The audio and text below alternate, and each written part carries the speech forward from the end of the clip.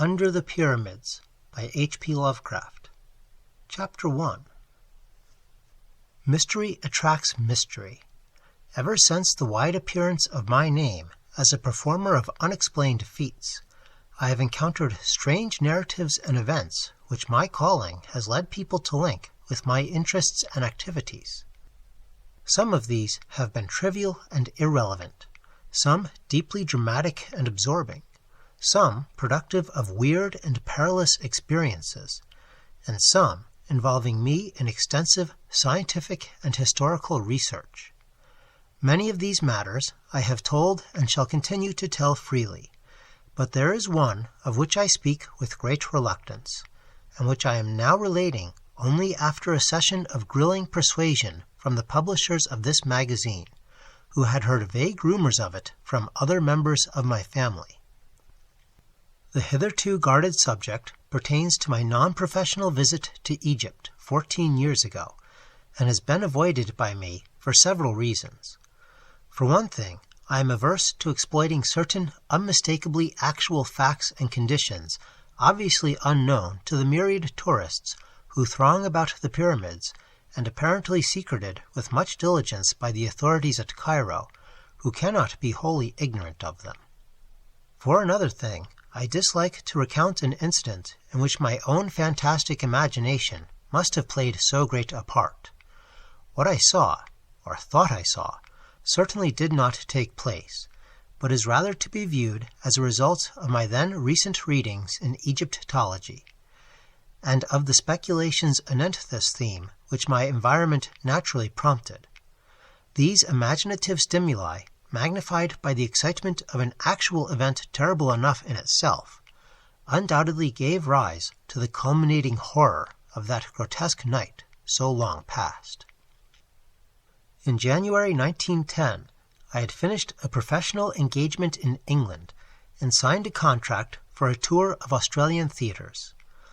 A liberal time being allowed for the trip, I determined to make the most of it in the sort of travel which chiefly interests me.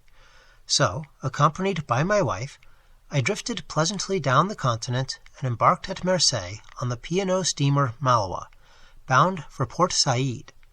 From that point, I proposed to visit the principal historical localities of Lower Egypt before leaving finally for Australia. The voyage was an agreeable one, and enlivened by many of the amusing incidents which befall a magical performer apart from his work. I had intended, for the sake of quiet travel, to keep my name a secret, but was goaded into betraying myself by a fellow magician, whose anxiety to astound the passengers with ordinary tricks tempted me to duplicate and exceed his feats in a manner quite destructive of my incognito. I mention this because of its ultimate effect, an effect I should have foreseen before unmasking to a shipload of tourists about to scatter throughout the Nile Valley. What it did was to herald my identity wherever I subsequently went, and deprive my wife and me of all the placid inconspicuousness we had sought. Traveling to seek curiosities, I was often forced to stand inspection as a sort of curiosity myself. We had come to Egypt in search of the picturesque and the mystically impressive, but found little enough when the ship edged up to Port Said and discharged its passengers in small boats. Low dunes of sand, bobbing buoys in shallow water, and a drearily European small town with nothing of interest save the great de Lesseps statue, made us anxious to get on to something more worth our while. After some discussion, we decided to proceed at once to Cairo and the pyramids, later going to Alexandria for the Australian boat and for whatever Greco-Roman sites that ancient metropolis might present. The railway journey was tolerable enough and consumed only 4 hours and a half. We saw much of the Suez Canal, whose route we followed as far as Ismailia, and later had a taste of old Egypt in our glimpse of the restored freshwater canal of the Middle Empire. Then, at last, we saw Cairo glimmering through the growing dusk, a twinkling constellation which became a blaze as we halted at the Gare Centrale. But once more disappointment awaited us, for all that we beheld was European, save the costumes and the crowds. A prosaic subway led to a square teeming with carriages, taxicabs, and trolley cars, and gorgeous with electric lights shining on tall buildings. Whilst the very theatre where I was vainly requested to play, and which I later attended as a spectator, had recently been renamed the American Cosmograph. We stopped at Shepherd's Hotel, reached in a taxi that sped along broad, smartly built-up streets, and amidst the perfect service of its restaurant, elevators, and generally Anglo-American luxuries, the mysterious East and immemorial past seemed very far away.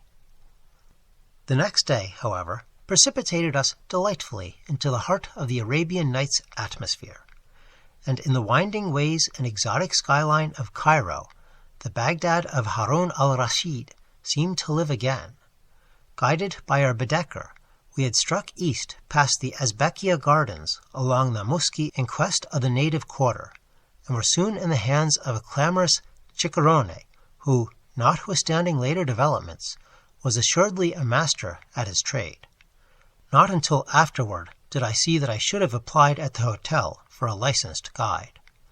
This man, a shaven, peculiarly hollow-voiced, and relatively cleanly fellow who looked like a pharaoh and called himself Abdul Ris al-Drogman, appeared to have much power over others of his kind, though subsequently the police professed not to know him, and to suggest that Ris is merely a name for any person in authority, whilst Drogman is obviously no more than a clumsy modification of the word for a leader of tourist parties, Dragoman. Abdul led us among such wonders as we had before only read and dreamed of. Old Cairo is itself a storybook and a dream, labyrinths of narrow alleys redolent of aromatic secrets, arabesque balconies and oriels nearly meeting above the cobbled streets, maelstroms of oriental traffic with strange cries, cracking whips, rattling carts, jingling money, and braying donkeys, kaleidoscopes of polychrome robes, veils, turbans, and tarbushes, water carriers and dervishes, dogs and cats, soothsayers and barbers, and over all the whining of blind beggars crouched in alcoves, and the sonorous chanting of muezzins from minarets, limed delicately against a sky of deep, unchanging blue. The roofed, quieter bazaars were hardly less alluring. Spice, perfume, incense, beads, rugs, silks, and brass.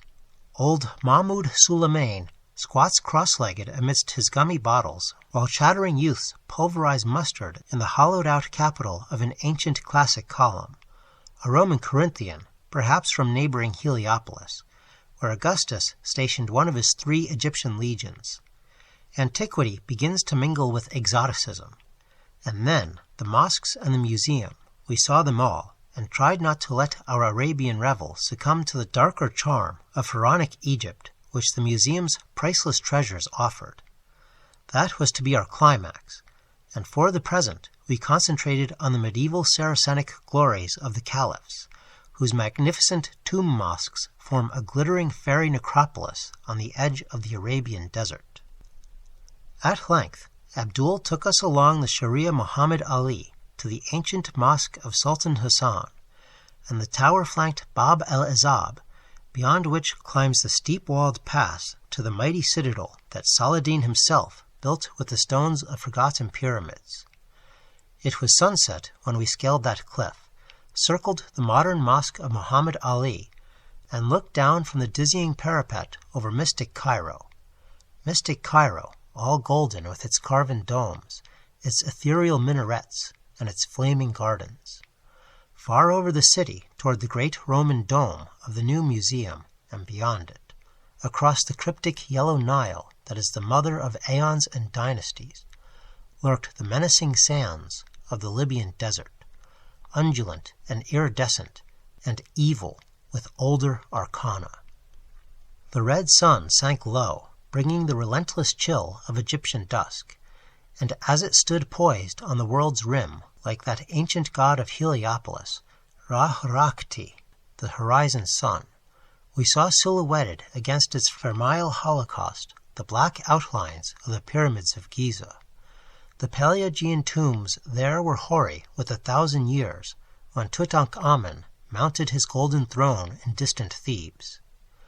Then we knew that we were done with Saracen Cairo, and that we must taste the deeper mysteries of primal Egypt, the black chem of Ra and Amen, Isis and Osiris.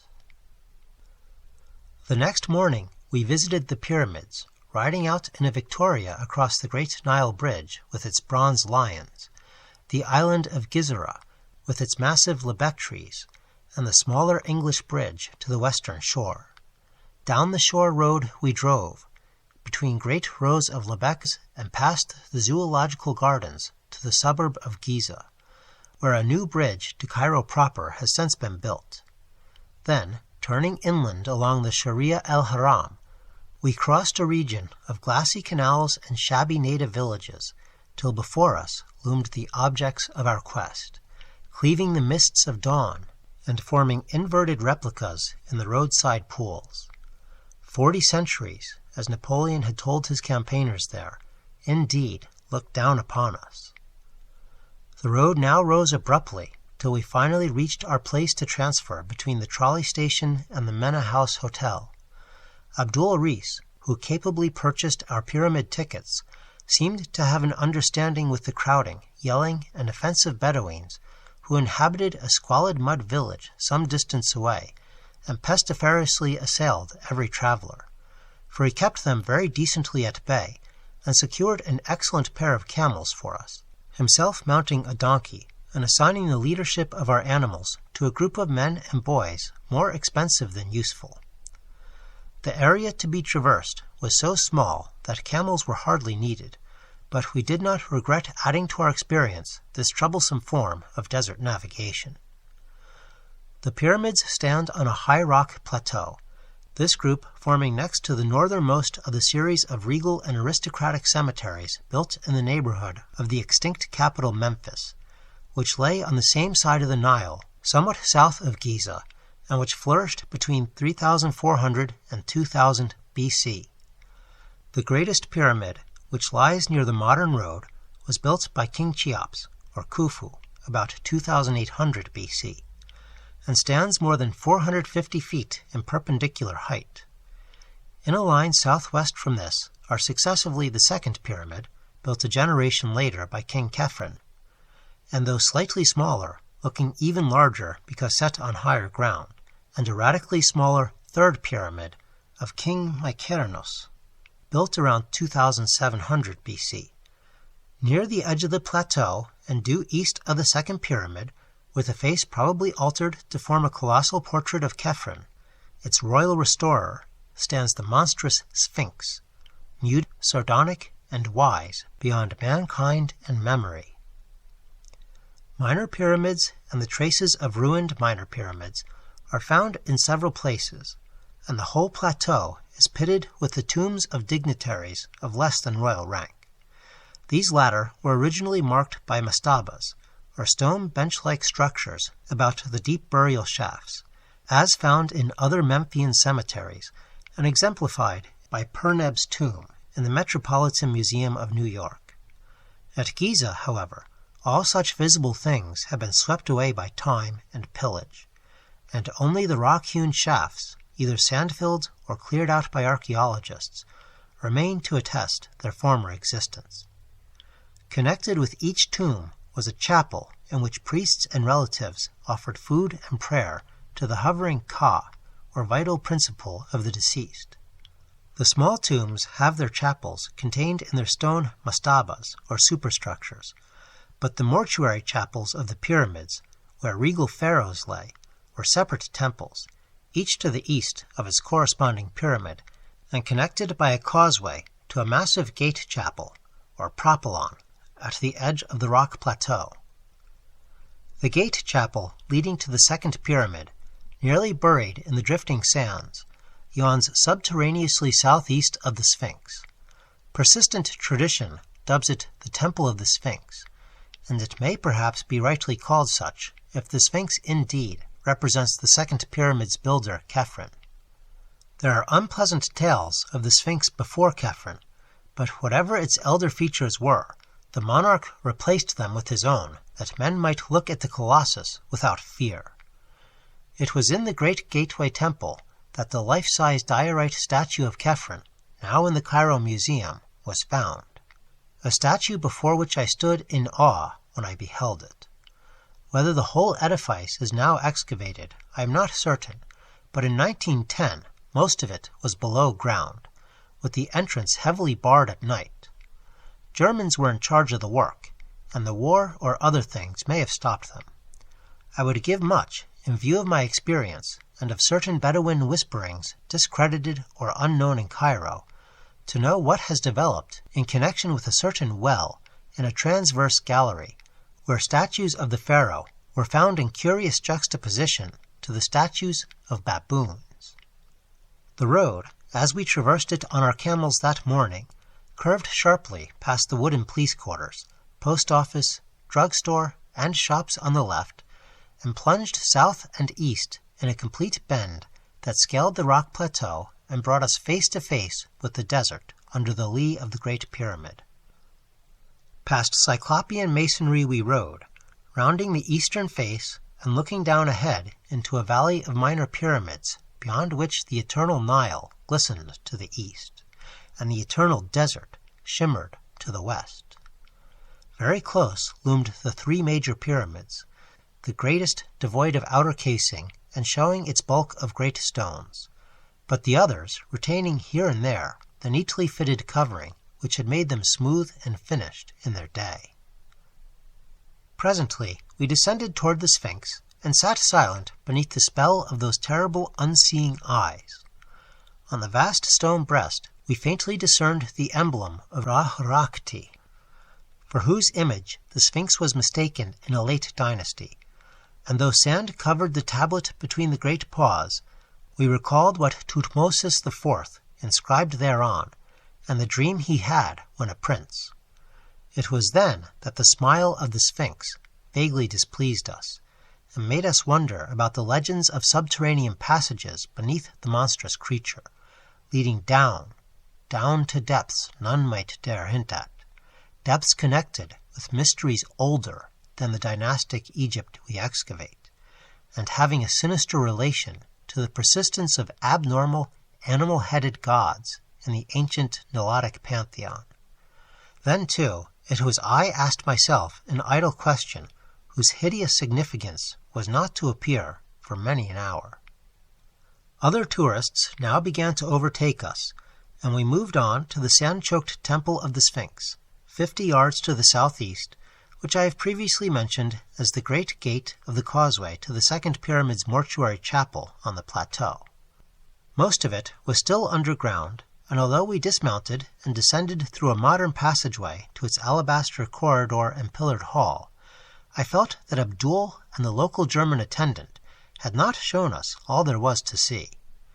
After this, we made the conventional circuit of the pyramid plateau, examining the second pyramid and the peculiar ruins of its mortuary chapel to the east, the third pyramid and its miniature southern satellites and ruined eastern chapel, the rock tombs and the honeycombings of the 4th and 5th dynasties, and the famous Campbell's tomb, whose shadowy shaft sinks precipitously for 53 feet to a sinister sarcophagus which one of our camel drivers divested of the cumbering sand after a vertiginous descent by rope. Cries now assailed us from the Great Pyramid, where Bedouins were besieging a party of tourists with offers of guidance to the top, or of displays of speed in the performance of solitary trips up and down.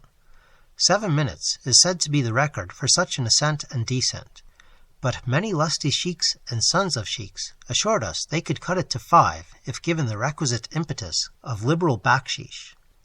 They did not get this impetus, though we did let Abdul take us up, thus obtaining a view of unprecedented magnificence, which included not only remote and glittering Cairo, with its crowned citadel and background of gold-violet hills, but all the pyramids of the Memphian district as well, from Abu Roash on the north to the Dashur on the south.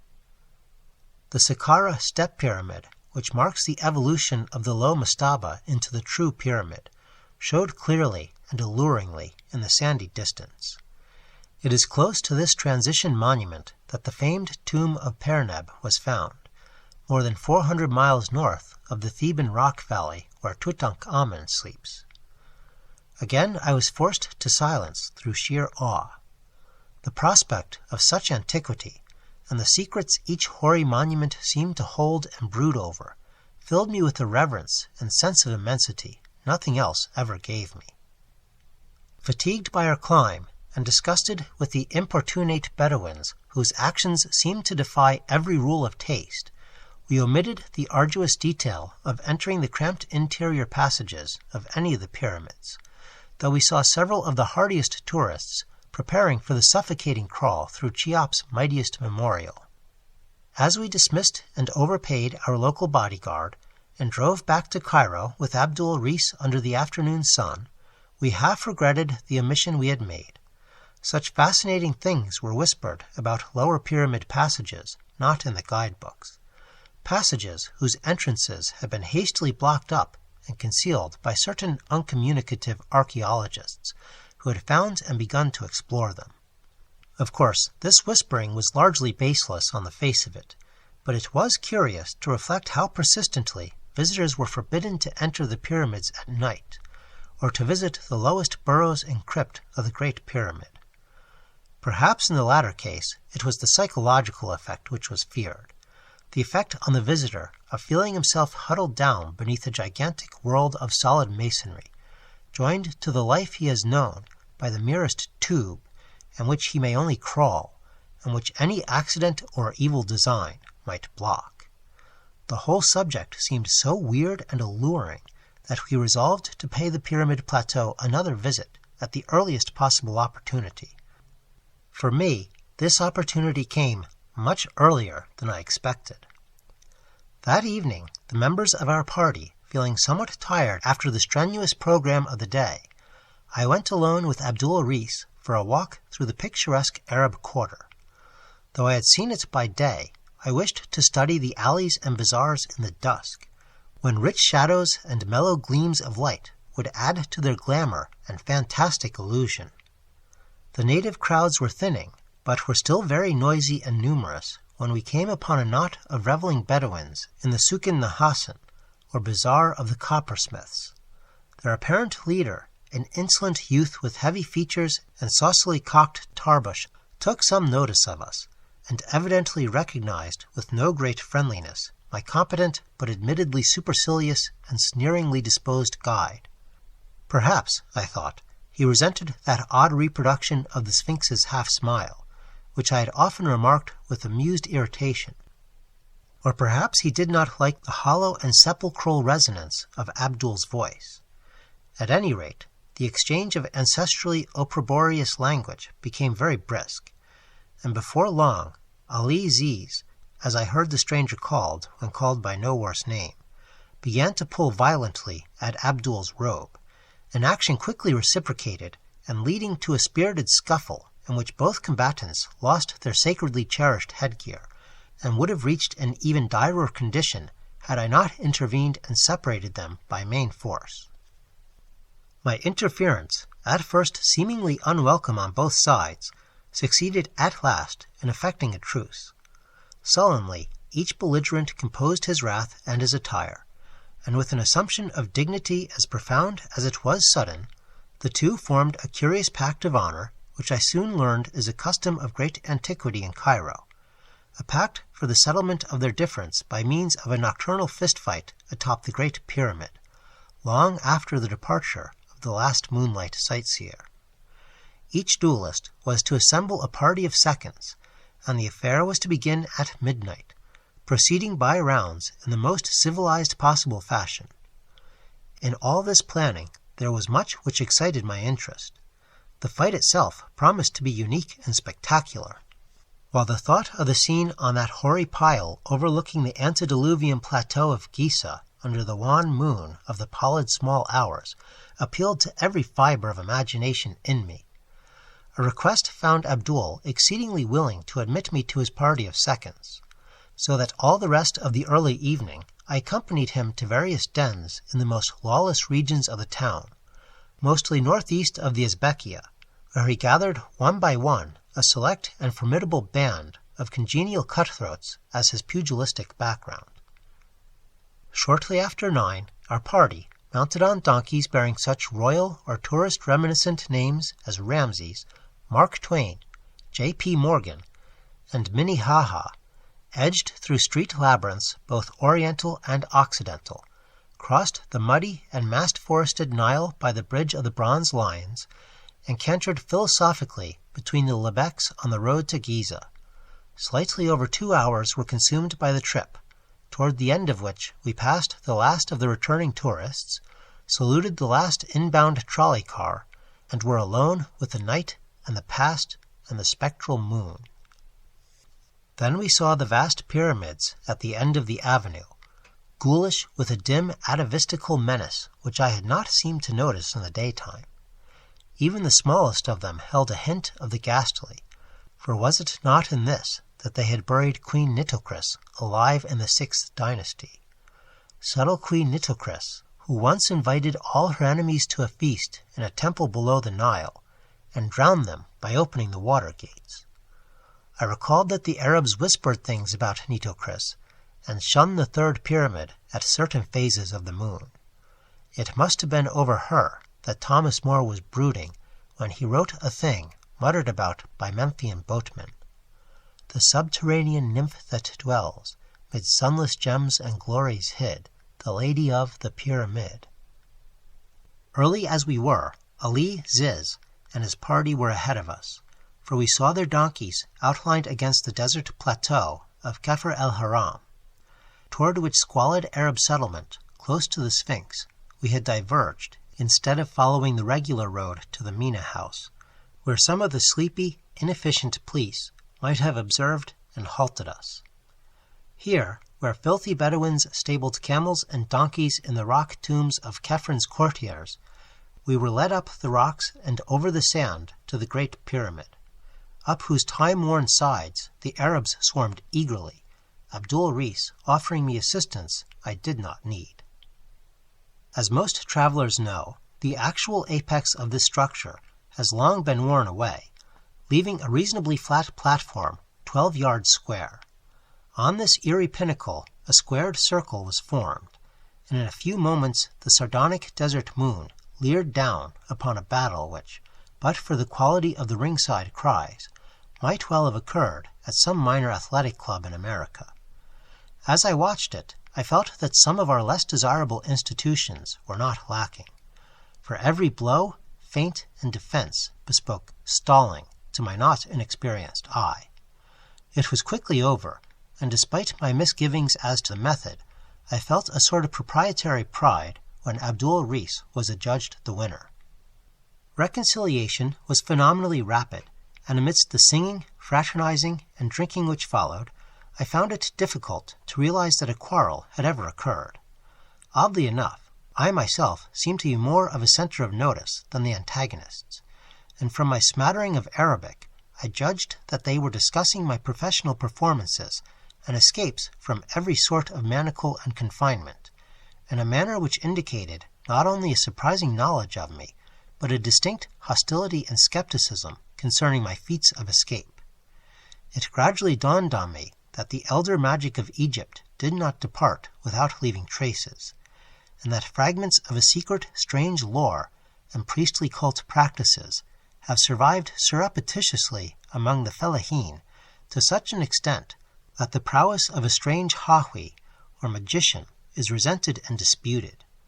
I thought of how much my hollow-voiced guide Abdul Rees looked like an old Egyptian priest, or pharaoh, or smiling sphinx, and wondered.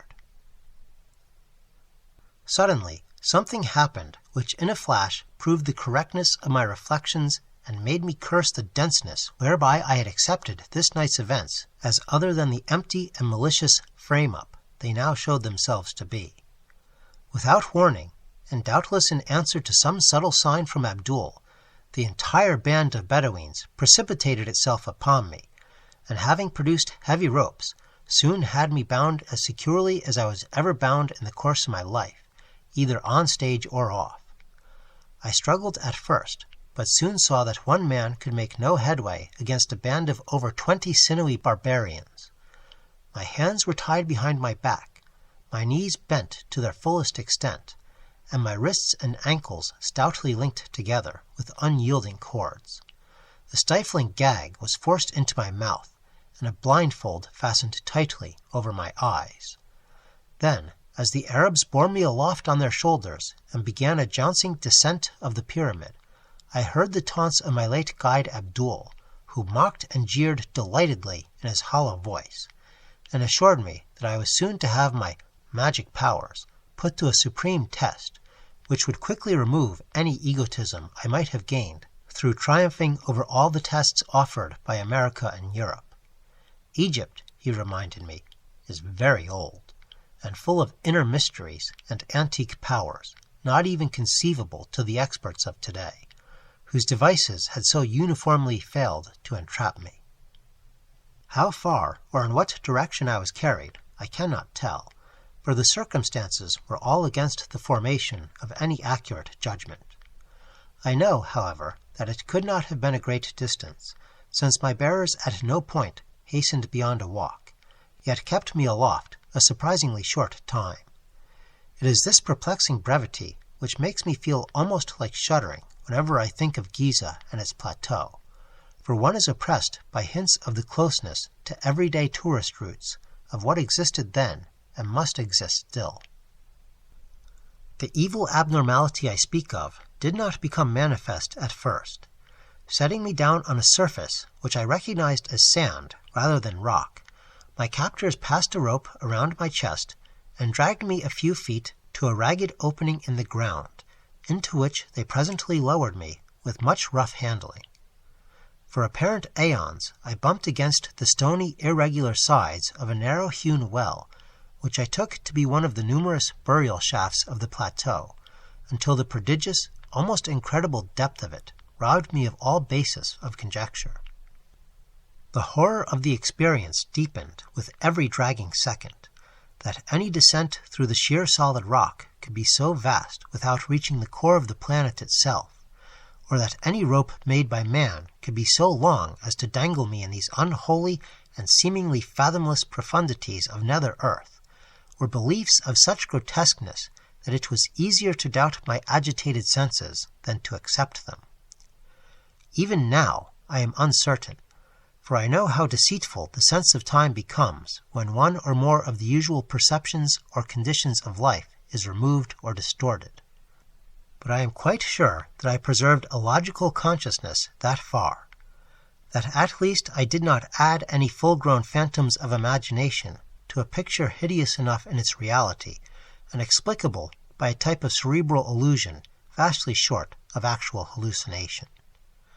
All this was not the cause of my first bit of fainting. The shocking ordeal was cumulative, and the beginning of the later terrors was a very perceptible increase in my rate of descent. They were paying out that infinitely long rope very swiftly now, and I scraped cruelly against the rough and constricted sides of the shaft as I shot madly downward. My clothing was in tatters, and I felt the trickle of blood all over, even above the mounting and excruciating pain. My nostrils, too, were assailed by a scarcely definable menace, a creeping odor of damp and staleness, curiously unlike anything I had ever smelt before, and having faint overtones of spice and incense that lent an element of mockery. Then the mental cataclysm came. It was horrible, hideous beyond all articulate description, because it was all of the soul, and nothing of detail to describe. It was the ecstasy of nightmare and the summation of the fiendish.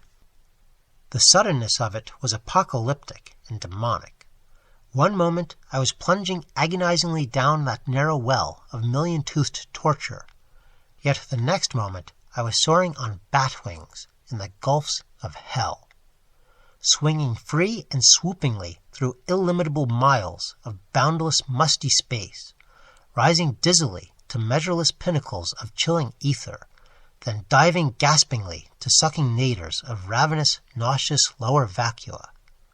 Thank God for the mercy that shut out in oblivion those clawing furies of consciousness which half unhinged my faculties and tore harpy-like at my spirit. That one respite, short as it was, gave me the strength and sanity to endure those still greater sublimations of cosmic panic that lurked and gibbered on the road ahead.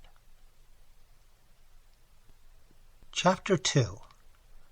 It was very gradually that I regained my senses after that eldritch flight through Stygian space.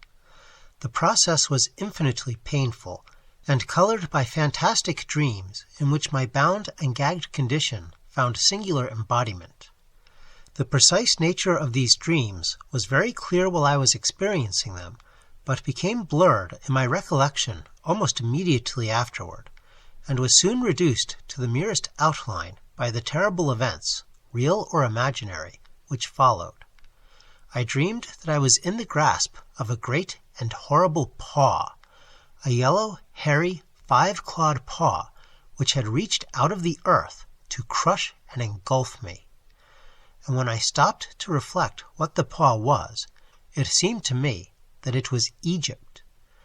In the dream, I looked back at the events of the preceding weeks and saw myself lured and enmeshed, little by little, subtly and insidiously, by some hellish ghoul spirit of the elder Nile sorcery, some spirit that was in Egypt before ever man was, and that will be when man is no more. I saw the horror and unwholesome antiquity of Egypt, and the grisly alliance it had always had with the tombs and temples of the dead.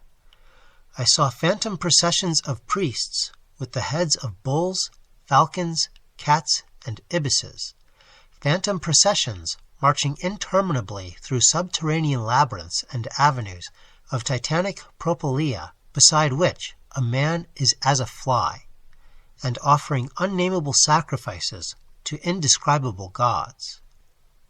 Stone colossi marched in endless night and drove herds of grinning androsphinxes down to the shores of illimitable, stagnant rivers of pitch. And behind it all, I saw the ineffable malignity of primordial necromancy, black and amorphous, and fumbling greedily after me in the darkness to choke out the spirit that had dared to mock it by emulation.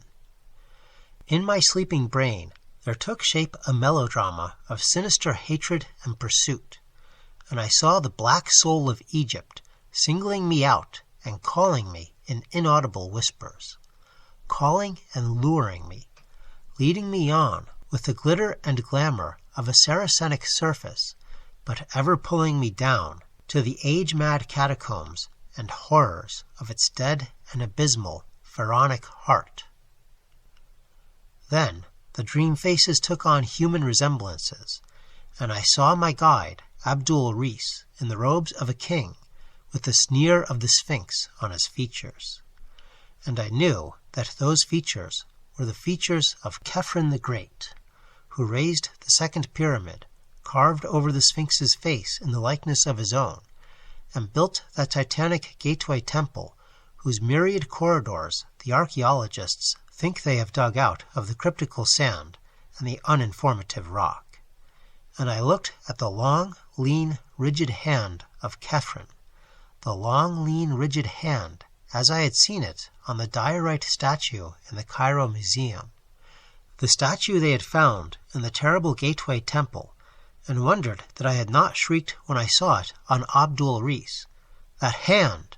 It was hideously cold, and it was crushing me. It was the cold and cramping of the sarcophagus, the chill and constriction of unrememberable Egypt. It was knighted, necropolitan Egypt itself, that yellow paw, and they whisper such things of Khephren. But at this juncture I began to awake, or at least to assume a condition less completely that of sleep than the one just preceding. I recalled the fight atop the pyramid, the treacherous Bedouins and their attack, my frightful descent by rope through endless rock depths, and my mad swinging and plunging in a chill void redolent of aromatic putrescence. I perceived that I now lay on a damp rock floor, and that my bonds were still biting into me with unloosened force. It was very cold, and I seemed to detect a faint current of noisome air sweeping across me. The cuts and bruises I had received from the jagged sides of the rock shaft were paining me woefully, their soreness enhanced to a stinging or burning acuteness by some pungent quality in the faint draught, and the mere act of rolling over was enough to set my whole frame throbbing with untold agony. As I turned, I felt a tug from above, and concluded that the rope whereby I was lowered still reached to the surface. Whether or not the Arabs still held it, I had no idea, nor had I any idea how far within the earth I was. I knew that the darkness around me was wholly or nearly total, since no ray of moonlight penetrated my blindfold, but I did not trust my senses enough to accept as evidence of extreme depth the sensation of vast duration which had characterized my descent. Knowing at least that I was in a space of considerable extent, reached from the surface directly above by an opening in the rock, I doubtfully conjectured that my prison was perhaps the buried gateway chapel of Old Cairo, the temple of the Sphinx, perhaps some inner corridor which the guides had not shown me during my morning visit, and from which I might easily escape if I could find my way to the barred entrance. It would be a labyrinthine wandering, but no worse than others out of which I had in the past found my way. The first step was to get free of my bonds, gag, and blindfold, and this I knew would be no great task, since subtler experts than these Arabs had tried every known species of fetter upon me during my long and varied career as an exponent of escape, yet had never succeeded in defeating my methods.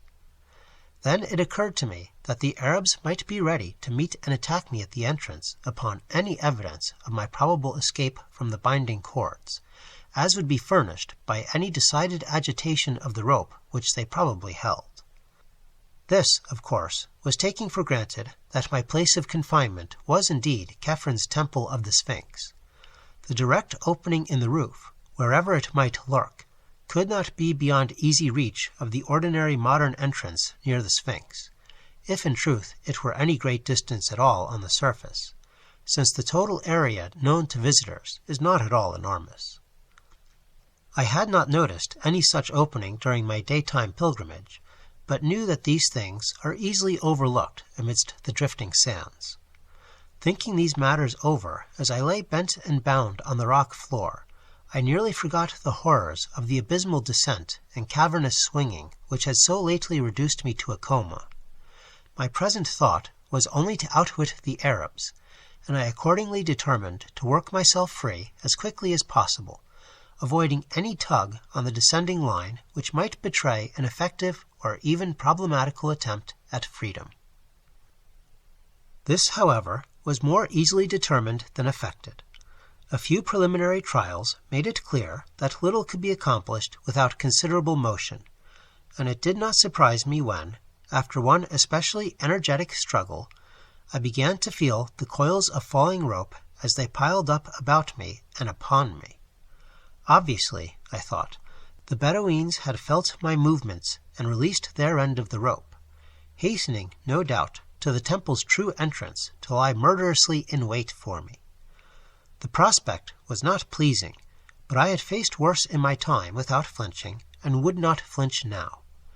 At present, I must first of all free myself of bonds, then trust to ingenuity to escape from the temple unharmed. It is curious how implicitly I had come to believe myself in the old temple of Khephr beside the Sphinx, only a short distance below the ground. That belief was shattered, and every pristine apprehension of preternatural depth and demonic mystery revived, by a circumstance which grew in horror and significance even as I formulated my philosophical plan. I have said that the falling rope was piling up about and upon me. Now I saw that it was continuing to pile, as no rope of normal length could possibly do. It gained in momentum and became an avalanche of hemp, accumulating mountainously on the floor and half burying me beneath its swiftly multiplying coils. Soon I was completely engulfed and gasping for breath as the increasing convolutions submerged and stifled me. My senses tottered again, and I vainly tried to fight off a menace desperate and ineluctable. It was not merely that I was tortured beyond human endurance, not merely that life and breath seemed to be crushed slowly out of me. It was the knowledge of what those unnatural lengths of rope implied, and the consciousness of what unknown and incalculable gulfs of inner earth must at this moment be surrounding me. My endless descent and swinging flight through goblin space, then, must have been real, and even now I must be lying helpless in some nameless cavern world toward the core of the planet. Such a sudden confirmation of ultimate horror was insupportable, and a second time I lapsed into merciful oblivion. When I say oblivion, I do not imply that I was free from dreams. On the contrary, my absence from the conscious world was marked by visions of the most unutterable hideousness. God! If only I had not read so much Egyptology before coming to this land which is the fountain of all darkness and terror. This second spell of fainting filled my sleeping mind anew with shivering realization of the country and its archaic secrets, and through some damnable chance my dreams turned to the ancient notions of the dead and their sojournings in soul and body beyond those mysterious tombs which were more houses than graves. I recalled, in dream shapes which it is well that I do not remember, the peculiar and elaborate construction of Egyptian sepulchres, and the exceedingly singular and terrific doctrines which determined this construction. All these people thought of was death and the dead. They conceived of a literal resurrection of the body, which made them mummify it with desperate care, and preserve all the vital organs in canopic jars near the corpse. Whilst besides the body, they believed in two other elements, the soul, which after its weighing and approval by Osiris dwelt in the land of the blessed, and obscure and portentous Ka, or life principle, which wandered about the upper and lower worlds in a horrible way, demanding occasional access to the preserved body, consuming the food offerings brought by priests and pious relatives to the mortuary chapel, and sometimes, as men whispered, taking its body or the wooden double always buried beside it and stalking noxiously abroad on errands peculiarly repellent. For thousands of years, those bodies rested gorgeously encased and staring glassily upward when not visited by the Ka, awaiting the day when Osiris should restore both Ka and soul and lead forth the stiff legions of the dead from the sunken houses of sleep. It was to have been a glorious rebirth, but not all souls were approved, nor were all tombs inviolate, so that certain grotesque mistakes and fiendish abnormalities were to be looked for. Even today, the Arabs murmur of unsanctified convocations and unwholesome worship in forgotten nether abysses, which only winged invisible Kas and soulless mummies may visit and return unscathed. Perhaps the most leeringly blood-congealing legends are those which relate to certain perverse products of decadent priestcraft, composite mummies, made by the artificial union of human trunks and limbs with the heads of animals in imitation of the elder gods. At all stages of history, the sacred animals were mummified, so that consecrated bulls, cats, ibises, crocodiles, and the like might return some day to greater glory. But only in the decadence did they mix the human and animal in the same mummy. Only in the decadence, when they did not understand the rights and prerogatives of the Ka and the soul. What happened to those composite mummies is not told of, at least publicly, and it is certain that no Egyptologist ever found one. The whispers of Arabs are very wild and cannot be relied upon. They even hint that old Khephren, he of the Sphinx, the second pyramid, and the yawning gateway temple, lives far underground, wedded to the ghoul queen Nitocris, and ruling over the mummies that are neither of man nor of beast. It was of these, of Khephren and his consort, and his strange armies of the hybrid dead, that I dreamed, and that is why I am glad the exact dream shapes have faded from my memory. My most horrible vision was connected with an idle question I had asked myself the day before, when looking at the great carven riddle of the desert, and wondering with what unknown depths the temple so close to it might be secretly connected. That question, so innocent and whimsical then, assumed in my dream a meaning of frenetic and hysterical madness. What huge and loathsome abnormality was the Sphinx originally carven to represent? My second awakening, if awakening it was, is a memory of stark hideousness which nothing else in my life, save one thing which came after, can parallel. And that life has been full and adventurous beyond most men's. Remember that I had lost consciousness whilst buried beneath a cascade of falling rope, whose immensity revealed the cataclysmic depth of my present position. Now, as perception returned, I felt the entire weight gone, and realized upon rolling over that although I was still tied, gagged, and blindfolded, some agency had removed completely the suffocating hempen landslide which had overwhelmed me. The significance of this condition, of course, came to me only gradually, but even so, I think it would have brought unconsciousness again had I not by this time reached such a state of emotional exhaustion that no new horror could make much difference. I was alone. With what? Before I could torture myself with any new reflection, or make any fresh effort to escape from my bonds, an additional circumstance became manifest. Pains not formerly felt were racking my arms and legs, and I seemed coated with a profusion of dried blood beyond anything my former cuts and abrasions could furnish. My chest, too, seemed pierced by 100 wounds, as though some malign titanic ibis had been pecking at it. Assuredly, the agency which had removed the rope was a hostile one, and had begun to wreak terrible injuries upon me when somehow impelled to desist. Yet at the time, my sensations were distinctly the reverse of what one might expect. Instead of sinking into a bottomless pit of despair, I was stirred to a new courage and action, for now I felt that the evil forces were physical things which a fearless man might encounter on an even basis. On the strength of this thought, I tugged again at my bonds, and used all the art of a lifetime to free myself as I had so often done amidst the glare of lights and the applause of vast crowds. The familiar details of my escaping process commenced to engross me, and now that the long rope was gone, I half regained my belief that the supreme horrors were hallucinations after all, and that there had never been any terrible shaft, measureless abyss, or interminable rope. Was I, after all, in the gateway temple of Khephren, beside the Sphinx, and had the sneaking Arabs stolen in to torture me as I lay helpless there? At any rate, I must be free.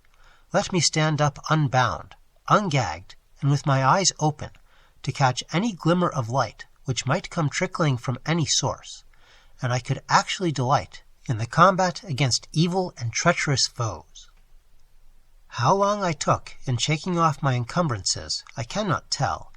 It must have been longer than in my exhibition performances, because I was wounded, exhausted, and enervated by the experiences I had passed through.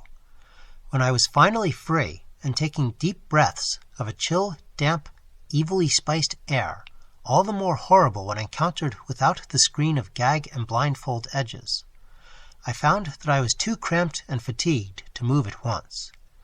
There I lay, trying to stretch a frame bent and mangled for an indefinite period, and straining my eyes to catch a glimpse of some ray of light which would give a hint as to my position. By degrees my strength and flexibility returned, but my eyes beheld nothing. As I staggered to my feet, I peered diligently in every direction, yet met only an ebony blackness as great as that I had known when blindfolded. I tried my legs, blood-encrusted beneath my shredded trousers, and found that I could walk, yet could not decide in what direction to go. Obviously, I ought not to walk at random, and perhaps retreat directly from the entrance I sought, so I paused to note the direction of the cold, fetid, natron-scented air current which I had never ceased to feel. Accepting the point of its source as the possible entrance to the abyss, I strove to keep track of this landmark and to walk consistently toward it. I had had a matchbox with me, and even a small electric flashlight, but of course the pockets of my tossed and tattered clothing were long since emptied of all heavy articles. As I walked cautiously in the blackness, the draught grew stronger and more offensive, till at length I could regard it as nothing less than a tangible stream of detestable vapor pouring out of some aperture like the smoke of the genie from the fisherman's jar in the Eastern tale. The East, Egypt, truly this dark cradle of civilization, was ever the wellspring of horrors and marvels unspeakable. The more I reflected on the nature of this cavern wind, the greater my sense of disquiet became. For although, despite its odor, I had sought its source as at least an indirect clue to the outer world, I now saw plainly that this foul emanation could have no admixture or connection whatsoever with the clean air of the Libyan desert, but must be essentially a thing vomited from sinister gulfs still lower down. I had, then, been walking in the wrong direction. After a moment's reflection, I decided not to retrace my steps. Away from the draft, I would have no landmarks, for the roughly level rock floor was devoid of distinctive configurations. If, however, I followed up the strange current, I would undoubtedly arrive at an aperture of some sort, from whose gate I could perhaps work round the walls to the opposite side of this cyclopean and otherwise unnavigable hall.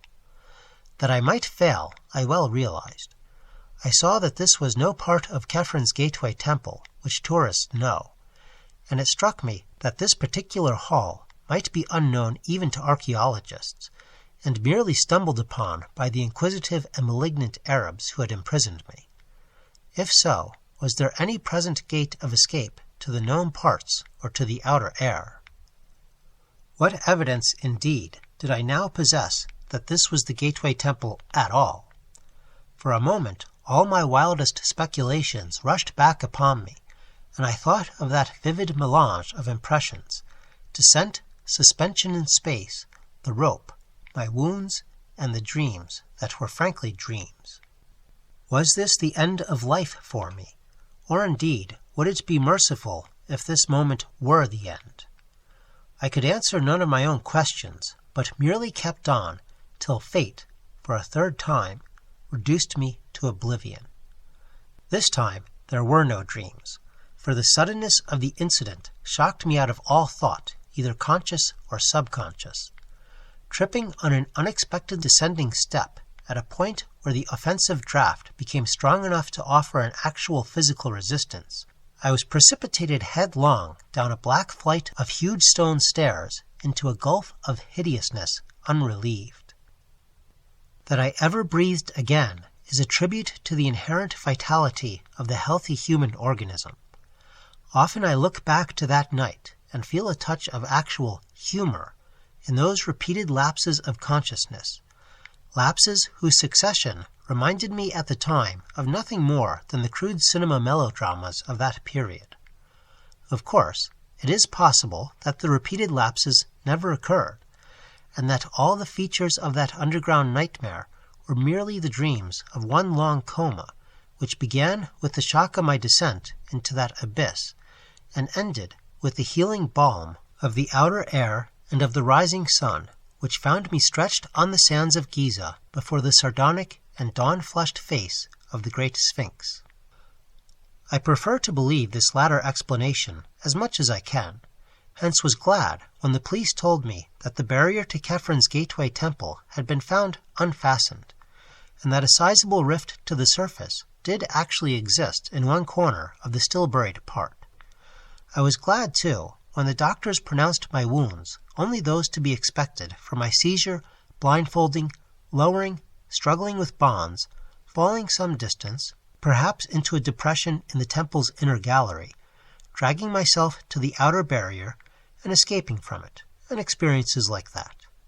A very soothing diagnosis. And yet I know that there must be more than appears on the surface.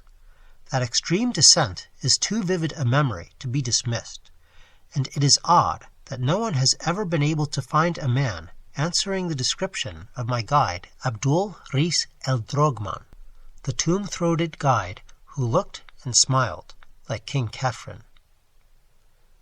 I have digressed from my connected narrative, perhaps in the vain hope of evading the telling of that final incident, that incident which of all is most certainly a hallucination, but I promised to relate it and do not break promises.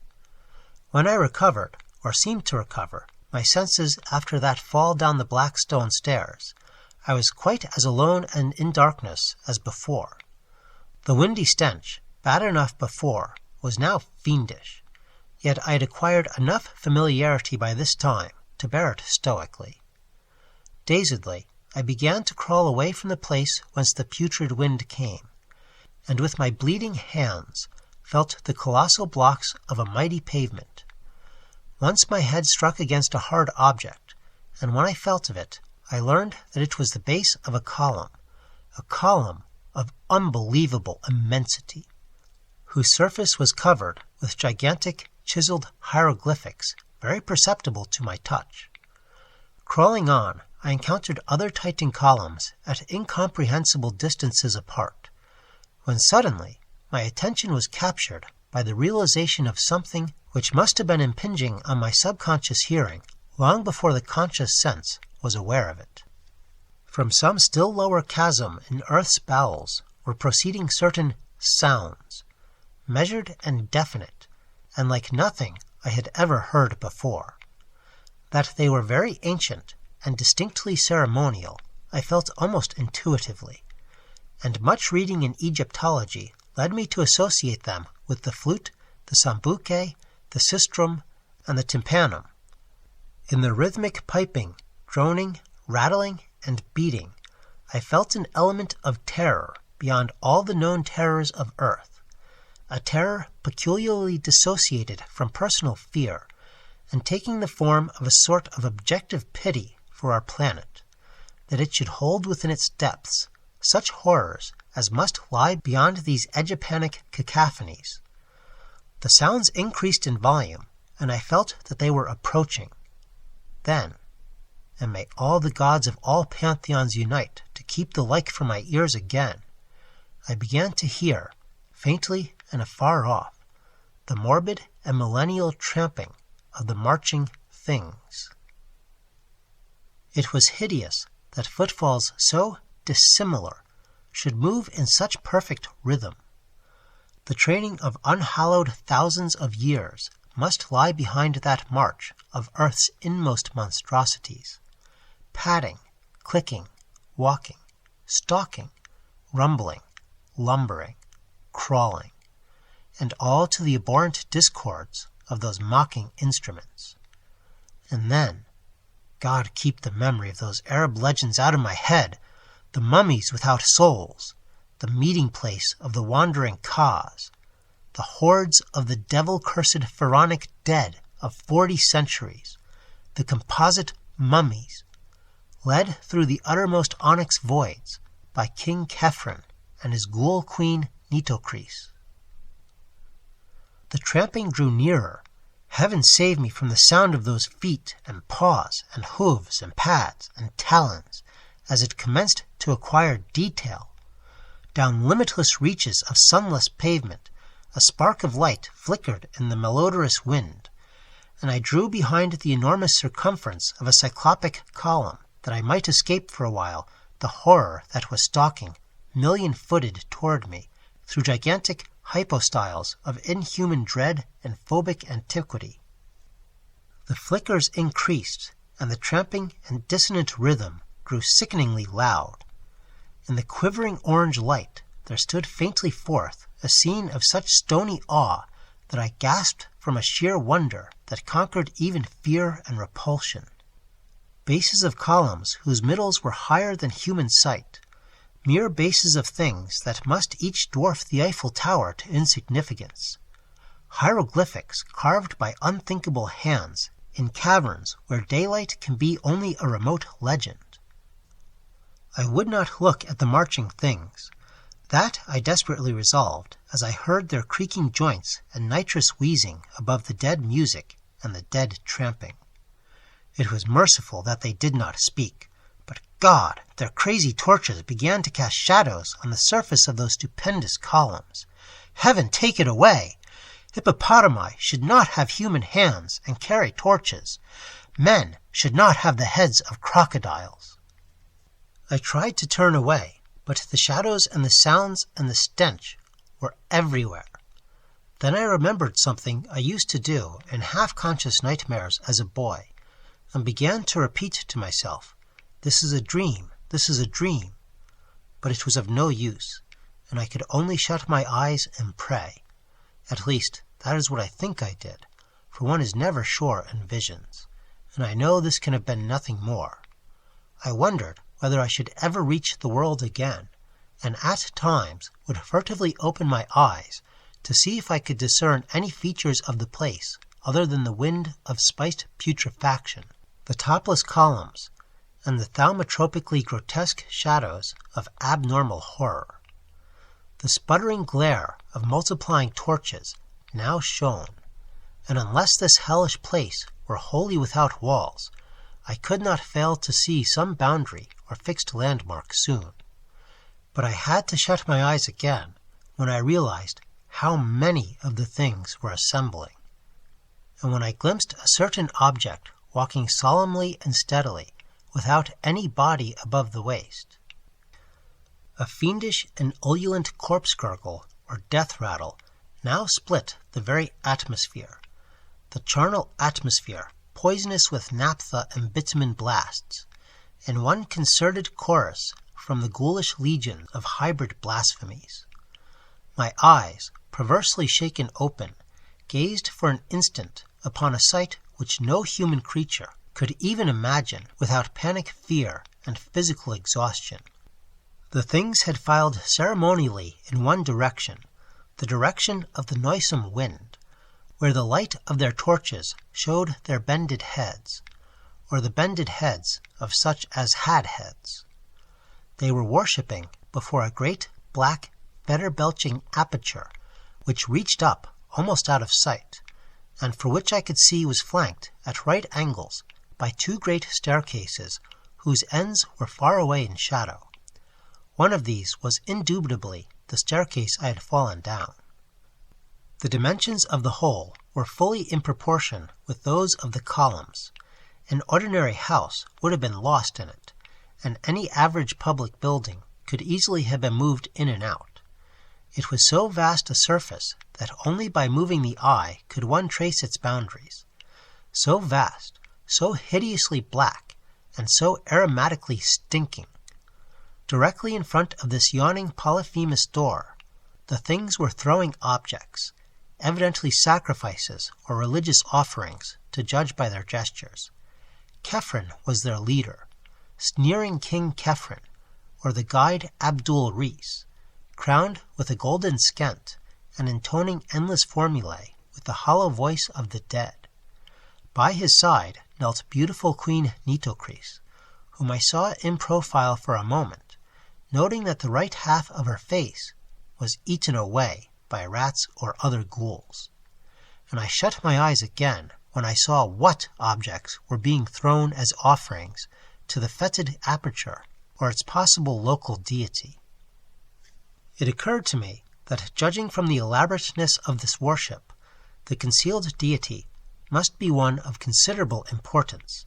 Was it Osiris, or Isis, Horus, or Anubis, or some vast unknown god of the dead, still more central and supreme? There is a legend that terrible altars and colossi were reared to an unknown one before ever the known gods were worshipped. And now, as I steeled myself to watch the rapt and sepulchral adorations of those nameless things, a thought of escape flashed upon me. The hall was dim, and the columns heavy with shadow. with every creature of that nightmare throng absorbed in shocking raptures, it might be barely possible for me to creep past to the faraway end of one of the staircases and ascend unseen, trusting to fate and skill to deliver me from the upper reaches. Where I was, I neither knew nor seriously reflected upon, and for a moment it struck me as amusing to plan a serious escape from that which I knew to be a dream. Was I in some hidden and unsuspected lower realm of Khephren Gateway Temple, that temple which generations have persistently called the Temple of the Sphinx? I could not conjecture, but I resolved to ascend to life and consciousness if wit and muscle could carry me.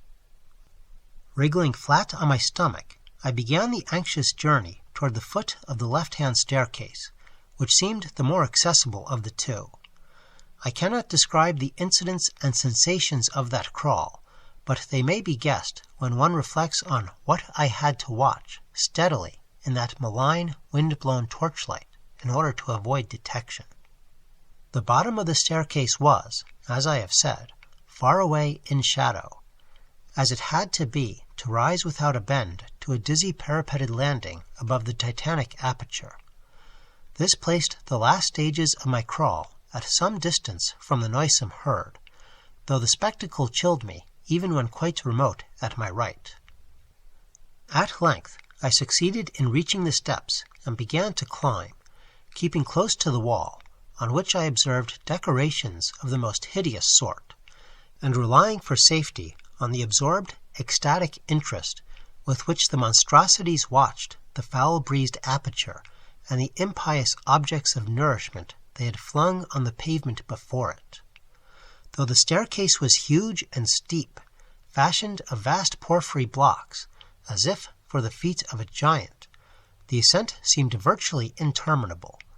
Dread of discovery, and the pain which renewed exercise had brought to my wounds, combined to make that upward crawl a thing of agonizing memory. I had intended, on reaching the landing, to climb immediately onward along whatever upper staircase might mount from there, stopping for no last look at the carrion abominations that pawed and genuflected some 70 or 80 feet below. Yet a sudden repetition of that thunderous corpse-gurgle and death-rattle chorus, coming as I had nearly gained the top of the flight, and showing by its ceremonial rhythm that it was not an alarm of my discovery, caused me to pause and peer cautiously over the parapet. The monstrosities were hailing something which had poked itself out of the nauseous aperture to seize the hellish fare proffered it. It was something quite ponderous, even as seen from my height, something yellowish and hairy, and endowed with a sort of nervous motion. It was as large, perhaps, as a good-sized hippopotamus, but very curiously shaped. It seemed to have no neck, but 5 separate, shaggy heads springing in a row from a roughly cylindrical trunk. The very first small, the second good-sized, the third and fourth equal and largest of all, and the fifth rather small, though not so small as the first. Out of these heads darted curious, rigid tentacles which seized ravenously on the excessively great quantities of unmentionable food placed before the aperture. Once in a while the thing would leap up, and occasionally it would retreat into its den in a very odd manner. Its locomotion was so inexplicable that I stared in fascination, wishing it would emerge further from the cavernous lair beneath me. Then it did emerge. It did emerge, and at the sight I turned and fled into the darkness up the higher staircase that rose behind me, fled unknowingly up incredible steps and ladders and inclined planes to which no human sight or logic guided me, and which I must ever relegate to the world of dreams for want of any confirmation. It must have been a dream, or the dawn would never have found me breathing on the sands of Giza before the sardonic, dawn-flushed face of the great Sphinx. The great Sphinx! God, that idle question I asked myself on that sun-blessed morning before. What huge and loathsome abnormality was the Sphinx originally carven to to represent. Accursed is the sight, be it in dream or not, that revealed to me the supreme horror, the unknown god of the dead, which licks its colossal chops in the unsuspected abyss, fed hideous morsels by soulless absurdities that should not exist. The five-headed monster that emerged, that five-headed monster as large as a hippopotamus, the five-headed monster, and that of which it is the merest forepaw. But I survived, and I know it was only a dream.